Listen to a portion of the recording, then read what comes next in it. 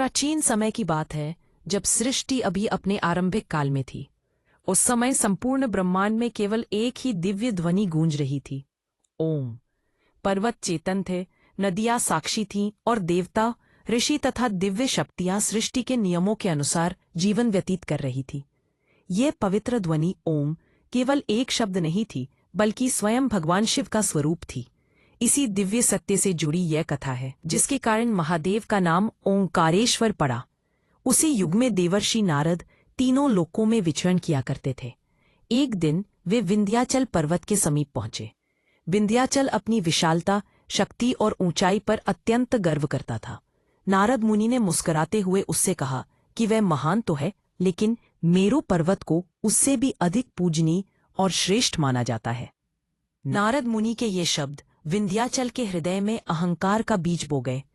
उसका मन अशांत हो गया और उसने निश्चय कर लिया कि वह स्वयं को मेरु पर्वत से भी ऊंचा बना लेगा। धीरे धीरे विंध्याचल का आकार बढ़ने लगा। उसकी ऊंचाई इतनी बढ़ गई कि सूर्य का मार्ग बाधित होने लगा। ऋतुओं का संतुलन बिगड़ गया और पृथ्वी पर अंधकार फैलने लगा। ऋषि मुनि भयभीत हो गए और देवता अत्यंत चिंतित हो उठे। तीनों लोकों में हाहाकार मच गया। तब सभी देवता ब्रह्मा और विष्णु के पास पहुंचे और उनसे इस संकट का समाधान मांगा।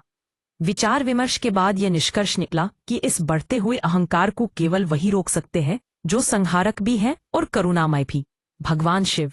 तत्पश्चात देवताओं ने कैलाश पर्वत की ओर मुख करके एक स्वर में जप आरंभ किया, ओम नमः शिवाय। यह मंत्र तीनों लोकों में गूंज उठा। तभी आकाश दिव्य प्रकाश से भर गया और कैलाश से स्वयं महादेव प्रकट हुए। उनके शरीर पर भस्म, जटाओं में गंगा, मस्तक पर चंद्रमा और नेत्रों में असीम करुणा विराजमान थी। भगवान शिव ने देवताओं से पूरा प्रसंग सुना और शांत भाव से विंध्याचल के समीप पहुंचे। उनके तेजस्वी स्वरूप को देखकर विंध्याचल का अहंकार पिघलने लगा।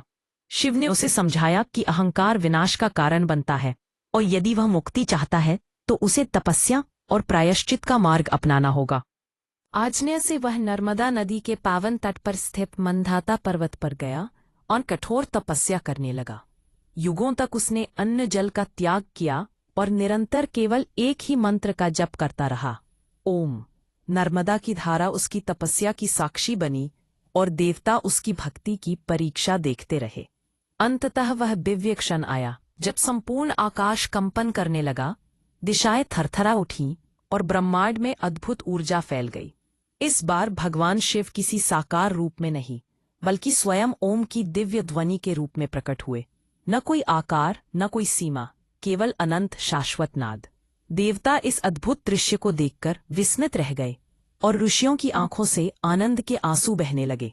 सभी देवताओं ने एक स्वर में स्तुति करते हुए कहा कि आज भगवान शिव ओम के स्वरूप में प्रकट हुए हैं, इसलिए आज से वे ओंकारेश्वर कहलाएंगे, अर्थात ओम के ईश्वर। भगवान शिव ने विंध्याचल को वरदान दिया कि उसका अहंकार सदा के लिए नष्ट हो गया है और वह सदा स्थिर रहेगा। उसी पावन स्थान पर महादेव ने स्वयं को ज्योतिर्लिंग रूप में स्थापित किया, जो आगे चलकर स्ट्रॉन्ग श्री ओंकारेश्वर ज्योतिर्लिंग के नाम से प्रसिद्ध हुआ। यह 12 ज्योतिर्लिंगों में से एक है। आज भी नर्मदा नदी के तट पर जब भक्त ओम नमः शिवाय का जप करते हैं तो वही दिव्य ध्वनि वातावरण में गूंज उठती है।